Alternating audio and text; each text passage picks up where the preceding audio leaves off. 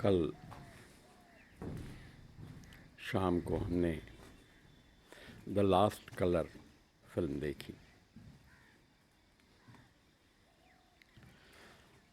मेरे मित्र शाहनवाज़ ने इसकी रिकमेंडेशन की थी और मुझे बहुत कातर होके फिल्म देखते हुए बताया था कि सर आप ये ज़रूर फिल्म देखें।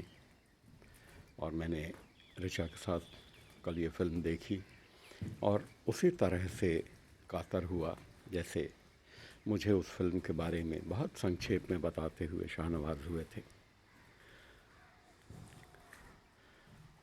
सड़ी गली पारंपरिक परिपाटियों और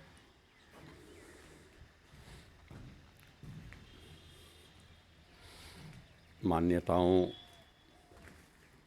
को एक झटके से धता बताती हुई यह फिल्म अद्भुत रंग संयोजन के कारण याद की जाएगी। और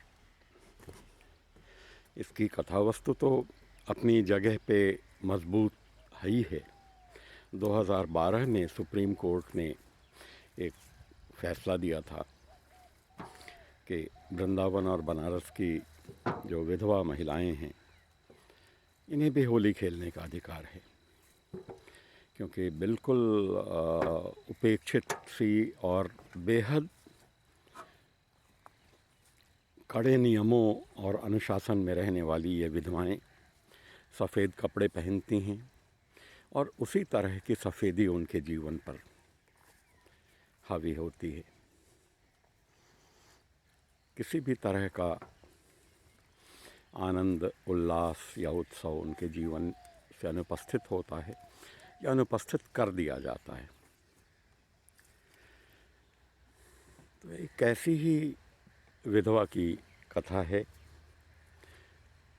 और जो बनारस में रहती है, लेकिन जितनी उपस्थिति उस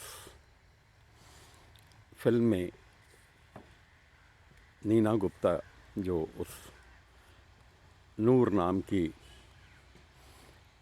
विधवा की भूमिका निभाती हैं उनकी है, उससे कतई कम उपस्थिति और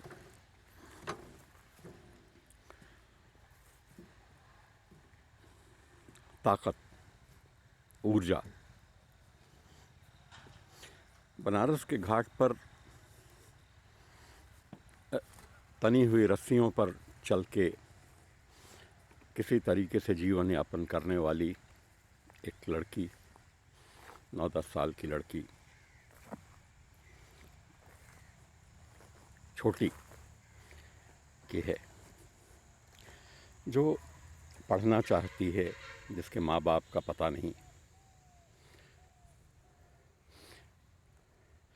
तमाम तरह की असुरक्षाओं और अनिश्चितता के बीच जीती, लेकिन वो अपना खेल दिखा के किसी तरीके से पैसे इकट्ठे कर रही है कि मुझे पढ़ाई करनी है। स्कूल में दाखिले के लिए जितने पैसों की ज़रूरत है वह उसे जमा करने हैं। उसका साथ एक ऐसा ही लड़का छोटू देता है और हालांकि हर बार वो जो पैसे इकट्ठे करती है उसको शिकायत ये रहती है कि छोटू उसे लेके भाग जाता है, मौज मस्ती करता है और उसके पास वो पर्याप्त पैसे नहीं जमा हो पा रहे हैं। और पूरी दुनिया से कट के एक अलग तरह की उपेक्षित ज़िंदगी जीती हुई नूर के साथ छोटी का जो एक रिश्ता बनता है वह कितना मजबूत रिश्ता बनता है। दोनों एक दूसरे को शुरू में बिल्कुल नहीं जानते, लेकिन बाद में किस तरह से एक दूसरे को जानने लगते हैं और छोटी के नूर के जीवन में प्रवेश करने के बाद कैसे जीवन अपने तमाम रंगों और ऊष्मा के साथ धीरे धीरे एक एक कदम बढ़ाता हुआ नूर के जीवन में प्रवेश करता है।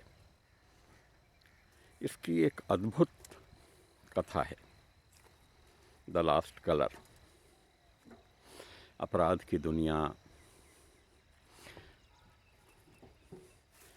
और पुलिस वालों की अपराधी प्रवृत्ति और हर किसी तरह का सबूत मिटाने के लिए गंगा में किसी को मार के डाल देना, यह उनके बाएं हाथ का खेल है। लेकिन इन सब के बीच जिस तरह की एक केमिस्ट्री नूर और छोटी के जीवन में बनती है, विकसित होती है, और उससे जो ताकत पैदा होती है, सारी जड़ताओं को, सारी परंपराओं को, सारी मान्यताओं को, सारे बंदिशों को तोड़ देने की जो ताकत पैदा होती है, वह देखते बनती है।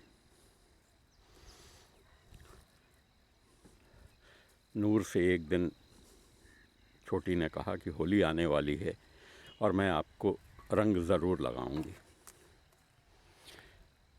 नूर बार बार कहती है कि नहीं, रंग हमारे लिए वर्जित है, हम तो सफ़ेद कपड़े पहनने वाले हैं।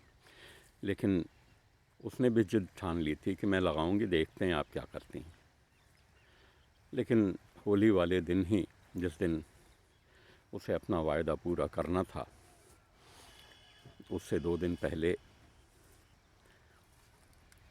छोटी को पुलिस वाले पकड़ ले जाते हैं। जितनी तरह की यातना दे सकते हैं, शारीरिक, मानसिक, भावनात्मक, वो देते हैं।